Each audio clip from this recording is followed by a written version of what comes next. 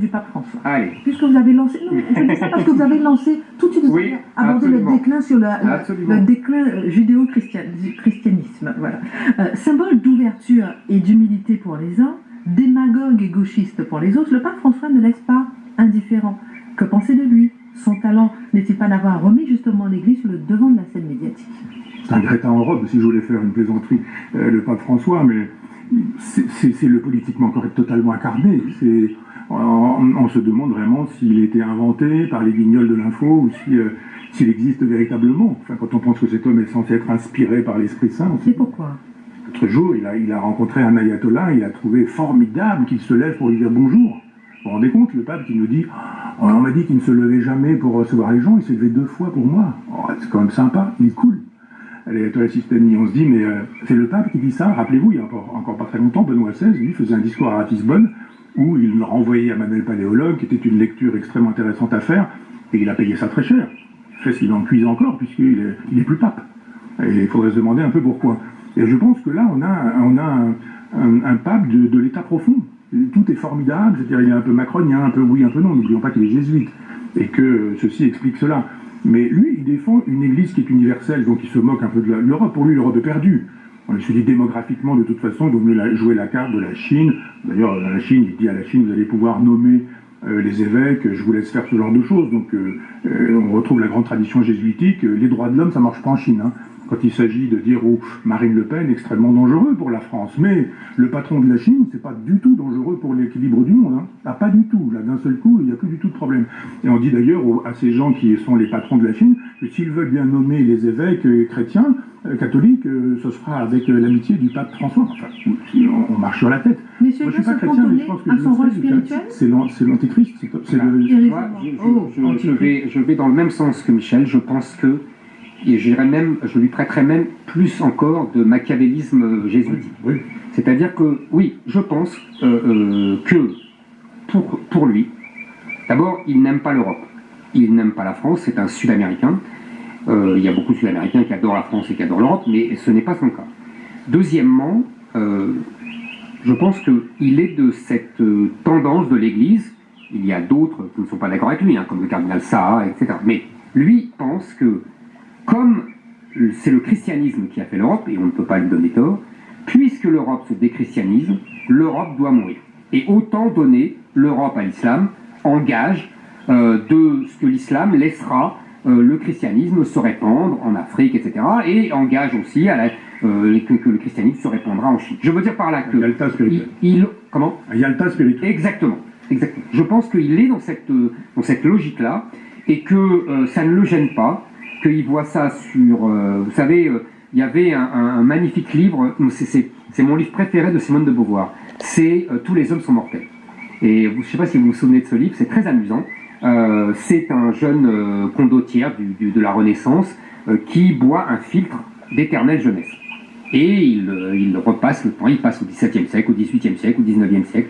Et il a un seul problème, c'est que quand il tombe amoureux d'une jeune femme, eh ben, elle est mortelle, et donc elle va mourir. Donc il refuse de tomber amoureux. Mais il y a une autre leçon, c'est que finalement, comme il est immortel, il se prend pour Dieu.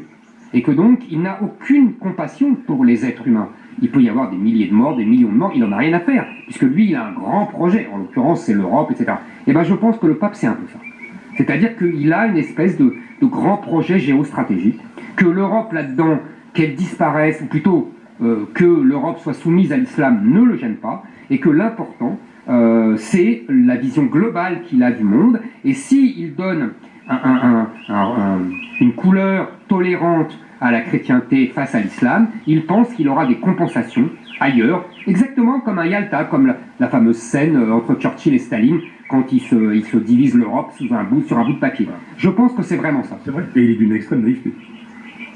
C'est ce que Benoît XVI, lui, aurait pu lui dire. C'est le cynisme, la naïveté des cyniques, oui. Je pense qu'il est plus naïf que cynique. Quoi. Ah, vous croyez? Moi, je le pense plus cynique. Il n'a pas compris ce qu'est la nature derrière de l'islam. Moi, je pense qu'il ne veut pas comprendre. Je vous dis, il se dit qu'après tout, le christianisme, c'est pour l'éternité, et qu'ils iront ailleurs. Comme je vous dis, comme l'Europe n'est plus chrétienne, elle ne sert plus à rien dans son regard. Et le pape peut-il être seulement le représentant des ambassadeurs des catholiques, et ambassadeurs des catholiques?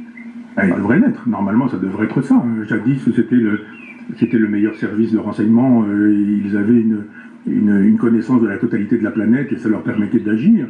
On pouvait agir quand on était envoyé par le Saint-Siège et la diplomatie secrète du Saint-Siège a fait beaucoup, dans le meilleur et dans le pire. Elle aurait dû faire beaucoup si effectivement on avait eu un Benoît XVI, notamment dans des endroits comme cela, mais avec pour le coup, je dirais cynisme et pas naïveté, parce que pour moi, si on est l'un, on n'est pas l'autre, et vice-versa.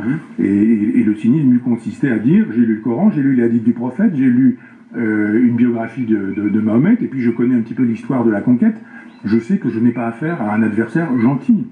Et que le Jésus qui dit « frappez-moi sur l'autre joue », c'est pas du tout Mahomet. Non, lui, il coupe la tête. Jésus dit « allez-y », quoi. Et quand vous avez un personnage...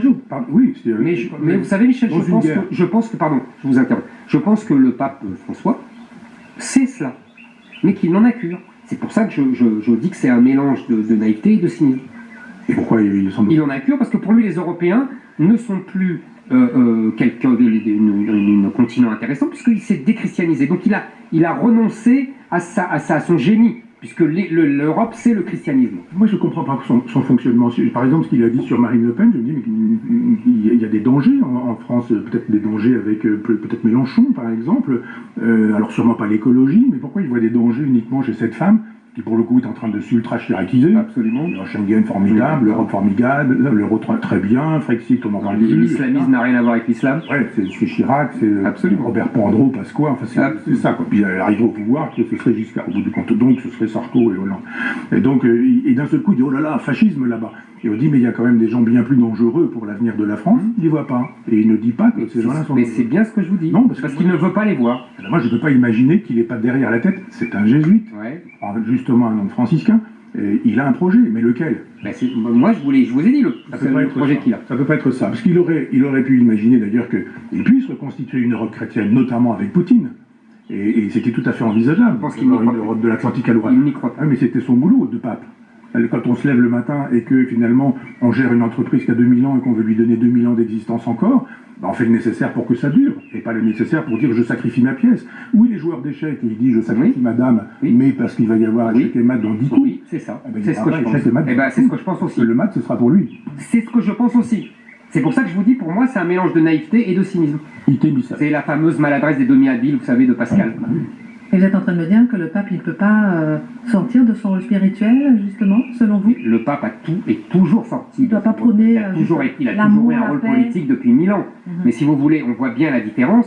Il y a 1000 ans, dans à peu près les mêmes circonstances, d'ailleurs, de façon différente, quand l'islam menace Constantinople une première fois, ça donne l'appel à la croisade en 1090, je crois, et le pape a un rôle éminemment politique, puisqu'il appelle à une guerre, etc. Donc on ne peut pas faire mieux, on ne peut pas faire plus politique. Donc les papes ont toujours eu un rôle éminemment politique, mais vous voyez, la différence, c'est que là, mais je répondrai moi-même à ma réserve, à l'époque, l'Europe est complètement chrétienne, et donc le pape défend l'Europe chrétienne contre l'islam qui va subvertir et dominer cette Europe chrétienne. Aujourd'hui, le pape ne défend plus l'Europe, car elle n'est pas chrétienne. C'est ma thèse, en tout cas. Je ne suis pas dans sa tête, mais voilà comment j'analyse son comportement. Moi, j'ai lu Et comment interrompre le déclin de l'Église, justement? Ça, je pense que c'est fini, c'est terminé, il n'y a plus de possibilités. Il y a encore... Vous avez dit tout à l'heure qu'il y a une sorte de christianisme, quand même, nouveau christianisme. Oui, j'ai dit l'Afrique, la Chine et tout, mais Michel dit que c'est pas le vrai christianisme. Non, je pense qu'en Europe... Non, mais je pense qu'en Europe... romain. Oui, j'ai compris. Mais j'ai compris. Je pense qu'en Europe, il y a des catholiques qui ont une foi sincère. Alors, évidemment, ce n'est plus le catholicisme d'avant, c'est-à-dire que ce n'est plus le catholicisme de tout le pays, majoritaire, etc. C'est devenu une minorité parmi les autres minorités. Mais ce sont des gens souvent admirables, qui ont une foi sincère.